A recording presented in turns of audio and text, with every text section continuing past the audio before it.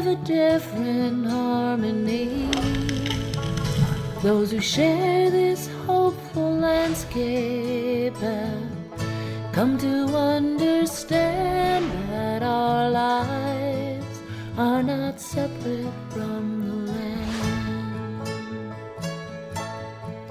No, our lives are not separate from this land. We source our food products locally from about 5 or 6 different farms. We try and access as much local product as we possibly can throughout the year. You know, everybody, as we say, is gaga about the chaga, but we want to draw attention to many of the other more humble, innocent polypores. Well, certainly if you can look to your forest for some of your medicines, especially for maintaining good health. What's nice about hericium, this lion's mane, this wonderful choice edible that's also been shown to enhance nerve growth factor in the brain, kind of countering symptoms of early Alzheimer's, dementia. We get the wood, so we procure usually a couple hundred logs every year. We take the log and we take our drill here and we're going to drill a hole pattern. And the idea of this hole pattern is it has to be a diamond shape. And you would have a bucket of spawn, you would tap it a couple times in the spawn, and then you would stick it in the hole and push the button down. And then from there we have to label all our logs to keep track of how this works. We can keep scientific data on what grows well, what species work, what species don't work. Again, when most people don't have local foods, you can have, choice edibles, in this case shiitake mushrooms, for Thanksgiving, or maybe Christmas, right? Yes, so of course you're holding pearl oysters.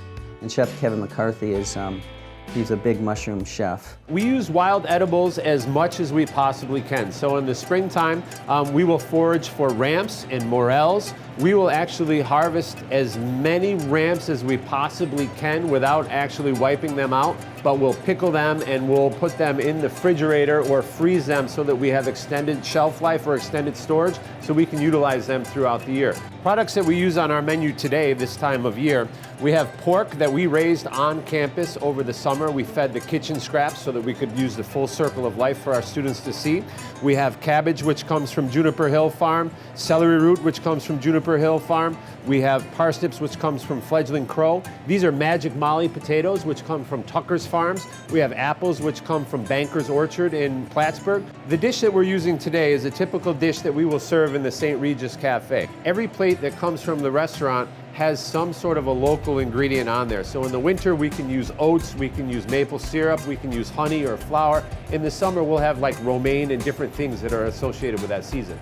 We get emails and phone calls from the farms during the week, and they tell us what's available. Our menu changes on a weekly basis based on what they have or what is ripe in the field. So if we have an abundance of vegetables in Gould's garden that are ready to use, they're on our menu. These are our Magic Mollies, a little bit of butternut squash, and some celery root. I hear people talk about farm to table or sustainable sourcing of food, and they say, well, in the winter, you're only going to eat beets and carrots. It's not true. There's a lot of product that's available. You just have to scratch and look for it a little bit.